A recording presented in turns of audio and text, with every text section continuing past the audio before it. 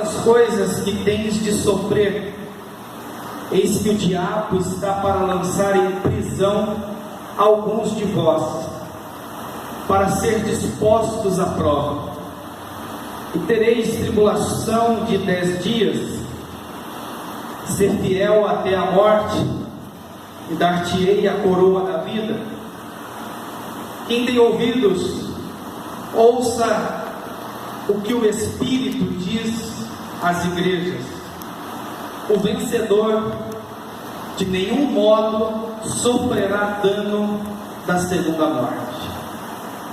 Senhor nosso Deus e nosso Pai, queremos render graças ao Teu nome por essa oportunidade tão especial.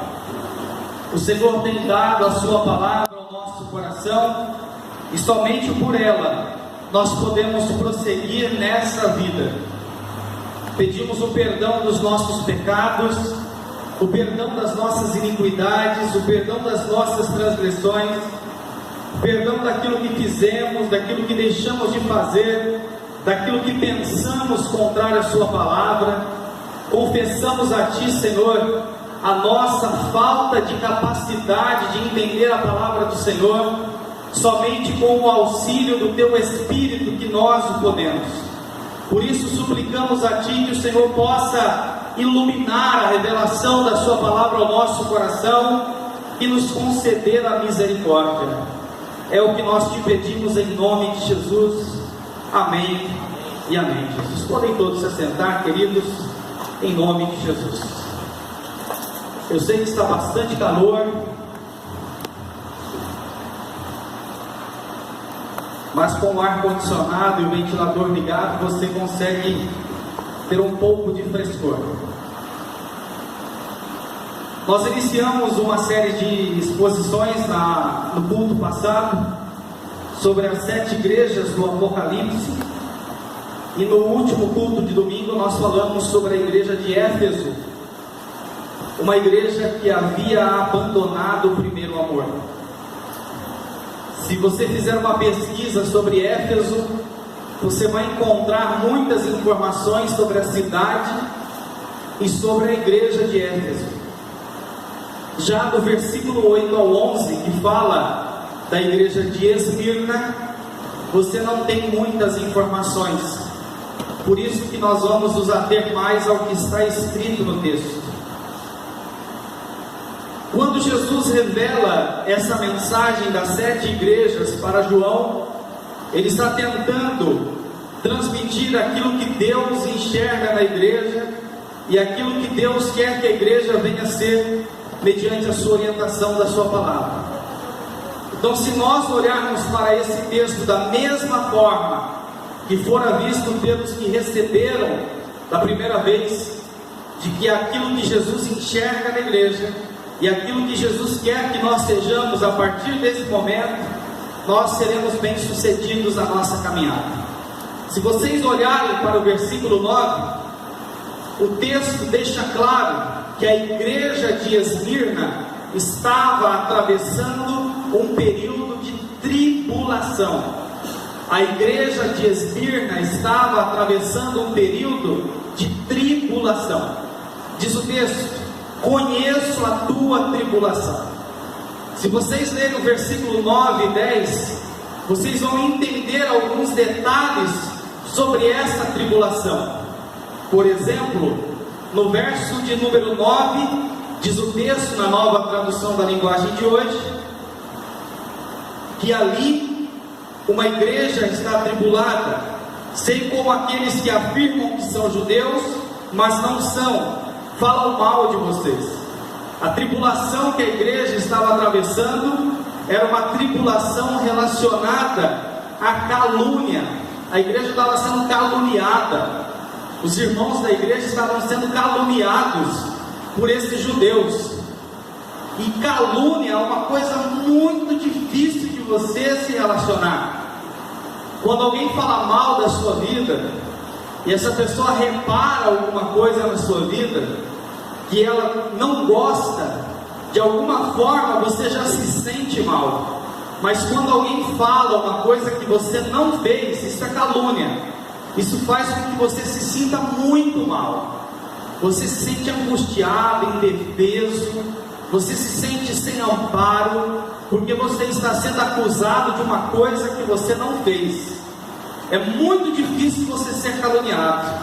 Calúnia, pelo Código Penal brasileiro, é crime, mas na Bíblia calúnia é pecado. Falar alguma coisa de alguém da qual você não tem certeza. Falar alguma coisa de alguém pela Bíblia já é pecado, isso é fofoca. Agora, você falar alguma coisa de alguém da qual você não tem certeza, isso é calúnia. Isso é, além de ser crime no Brasil, é acima de tudo pecado contra Deus, condenado na Escritura. E a igreja estava sendo caluniada, estava sendo acusada de uma coisa que não havia feito. Se vocês forem puxar um pouquinho da história da igreja, lá no começo, nos primórdios da igreja de Jesus, os cristãos eram acusados de canibalismo, porque quando eles se reuniam para participar da ceia do Senhor, segundo o texto de 1 Coríntios 11, toda vez que nós nos reunimos para partir o pão e tomar do sangue de Jesus, nós estamos partindo o seu corpo para comer do seu corpo e tomar do seu sangue. Só que tudo isso dentro de um ato memorial. Só que os romanos acusavam os cristãos de praticarem canibalismo, porque eles se escondiam no lugar para comer carne e para tomar sangue de um cara chamado Jesus. Isso era uma calúnia, uma calúnia. Eles estavam apenas celebrando a ordenança da ceia do Senhor. A igreja estava sendo caluniada, e é por isso que Jesus fala: eu conheço a tua tribulação, eu sei que você está sendo caluniado.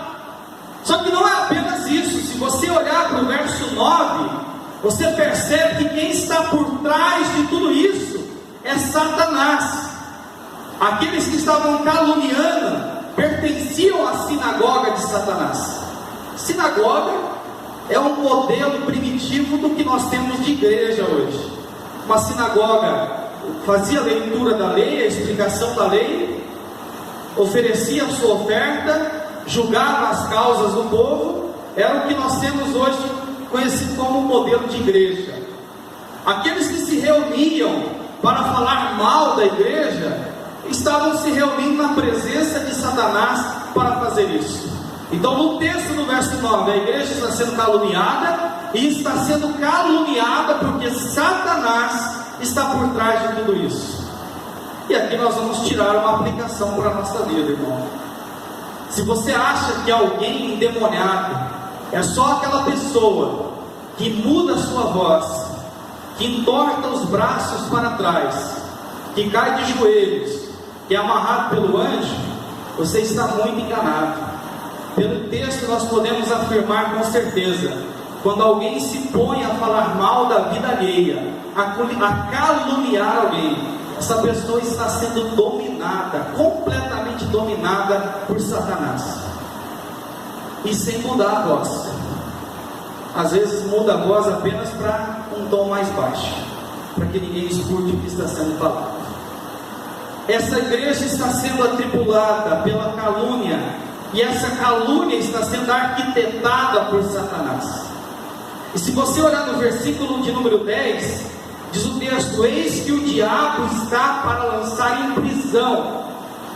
Aqui o outro nome de Satanás é dado: o diabo. Satanás é no Antigo Testamento, o adversário.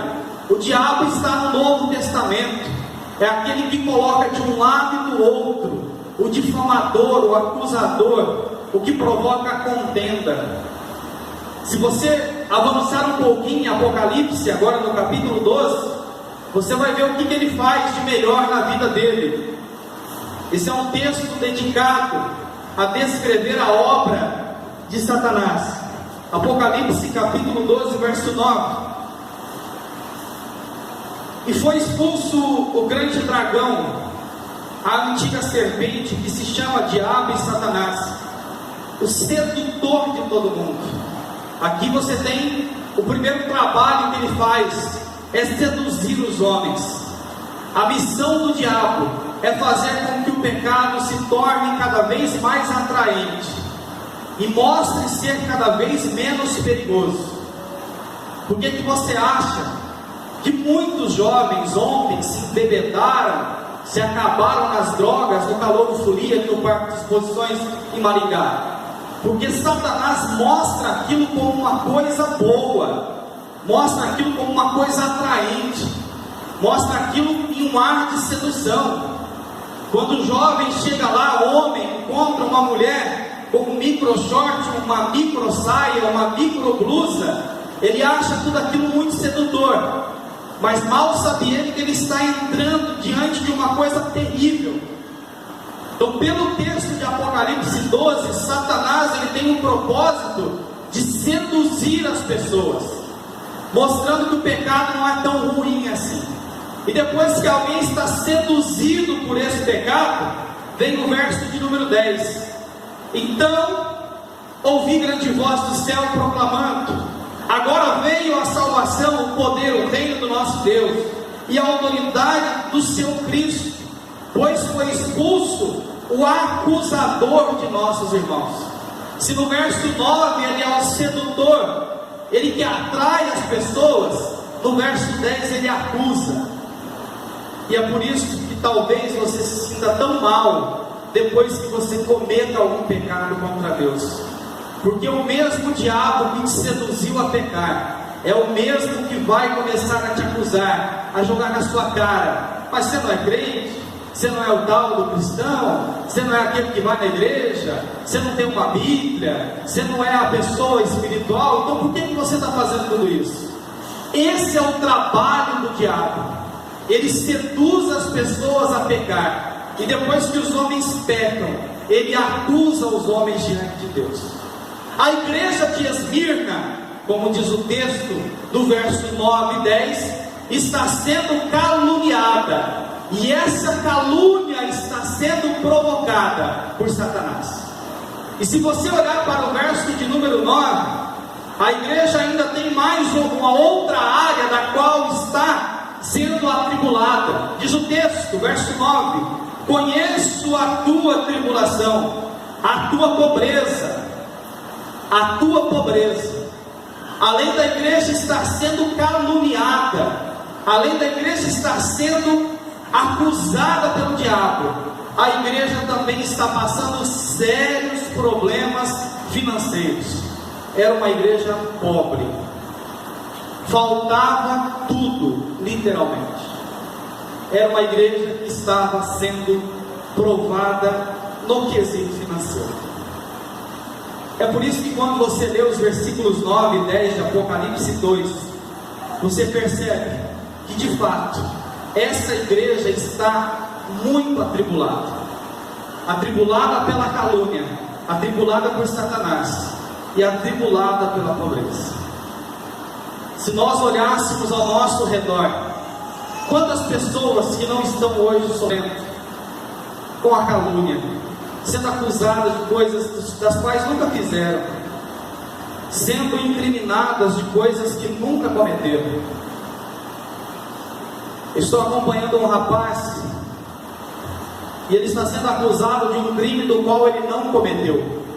Isso dói demais no coração dele, ter o seu futuro destruído por uma acusação da qual não há provas que sustente que ele seja culpado. Quantos cristãos hoje na Síria, no Iraque, no Afeganistão, na Coreia do Norte, são acusados de serem rebeldes contra o governo, porque eles não querem se dobrar diante de uma estátua, não querem se dobrar diante de uma coisa que é mentira, eles querem servir ao único Deus verdadeiro. Calúnia, estão sendo caluniados. Quantas pessoas hoje que sofrem na pele os ataques de Satanás, que sofrem na pele os ataques do diabo, que sofrem as tentações na carne de voltar para a velha vida, para a velha natureza. Quantas pessoas que hoje estão passando por dificuldades terríveis no quesito financeiro. A igreja de Esmirna tem uma mensagem para a igreja de hoje. Assim como a igreja foi atribulada no passado, muitas pessoas da igreja hoje estão enfrentando tribulações tal qual Esmirna enfrentou no passado. Se acabasse aqui, ia todo mundo embora desanimado, E de fato, o conteúdo até aqui não é nada motivacional. Mas louvado seja Deus que o texto não acaba aqui. Louvado seja Deus que o texto não acaba aqui. E se você olhar no versículo de número 9 e 10, você percebe que em face dessa igreja atribulada, aparece um Cristo falando com a sua igreja. E Jesus emite alguns conselhos para a igreja de Esmirna. E esses conselhos são perfeitamente aplicáveis para a nossa vida hoje. Se vocês olharem para o verso 9, ele diz assim: conheço a tua tribulação, a tua pobreza. Jesus fala: eu sei que vocês são pobres. Mas aí tem um parênteses no texto. Olha o verso 9: mas tu és rico. Olha o primeiro conselho que Jesus está dando para a igreja: vocês são pobres, mas vocês são ricos. Vocês são pobres, mas vocês são ricos. Vocês são pobres, mas vocês são ricos. Jesus não está olhando para o poder econômico da igreja. Se você ler o capítulo 3, a igreja de Laodiceia era uma igreja rica. Laodiceia era um centro bancário, tinha muito dinheiro na cidade.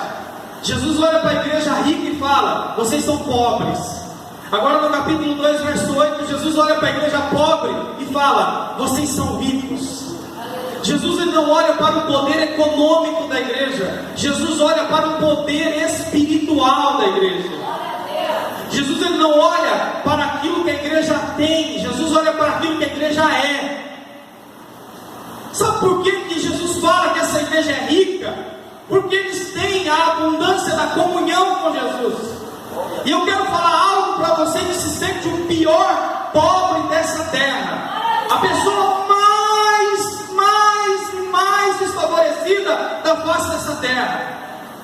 Você tem que entender que você não tem tudo o que você quer, mas você tem tudo aquilo que você precisa. O dinheiro pode comprar a melhor comida, mas o dinheiro não compra o apetite. O dinheiro compra a melhor comida, mas não compra o apetite. Sabe aquele apetite que você tem para comer como um crente? Você leva a sério 1 Coríntios 10, 31, quer comais, quer bebais, façais qualquer outra coisa para a glória de Deus. Você come para a glória de Deus. Sabe aquele apetite que você tem de comer coisas simples, mas com extremo amor e carinho? Isso é uma dádiva de Deus. Certamente muitos ricos não têm isso no coração. Podem ter a melhor comida no armário, na despensa, mas não têm apetite diante do prato. Nós sabemos que a comida pode comprar, o dinheiro pode comprar o melhor colchão para alguém dormir, mas não pode comprar uma boa noite de sono. O dinheiro pode comprar o melhor colchão magnético, aquele que te faz massagem, mas ele não pode comprar uma boa noite de sono, porque isso vem pela bênção de Deus. O Salmo 4 diz que aos justos o Senhor dá o sono. Fome e sono, duas coisas que nós sabemos bem a profundidade disso. Se a bênção de Deus fosse medida pela fome e pelo sono, seríamos o povo mais abençoado da face dessa terra. Nós sabemos que o dinheiro pode comprar noites de prazer na prostituição, mas o dinheiro não pode construir um casamento sólido. Um casamento sólido vem somente pela bênção de Deus sobre a família. E é por isso que Jesus está falando para a igreja de Esmirna: vocês são ricos, vocês são ricos. Não se considerem os pobres dessa terra, vocês são ricos, porque a maior riqueza vocês têm, que é a presença do Espírito Santo habitando no coração de vocês. Nós somos ricos, irmãos. O dinheiro pode comprar o melhor presente para os filhos, mas não compra a amizade verdadeira e sincera de um filho. O dinheiro pode comprar o melhor dessa terra, mas não compra nem sequer um palmo do reino dos céus, porque isso tudo é alcançado pelo sacrifício de Jesus. Jesus olha para a igreja de Esmirna e fala: vocês são ricos, vocês são muito ricos. Irmãos, eu estou falando aqui com as pessoas mais ricas da face dessa terra. Se colocasse aqui os bilionários, não compararia a riqueza que vocês têm. Vocês têm um nome escrito no livro da vida. E segundo Apocalipse 13, esse nome foi escrito antes da fundação do mundo. Nós estamos falando com um povo rico, aquele povo que tem o reino dos céus. A igreja de Esmirna era uma igreja rica, e nós somos ricos, como eles eram.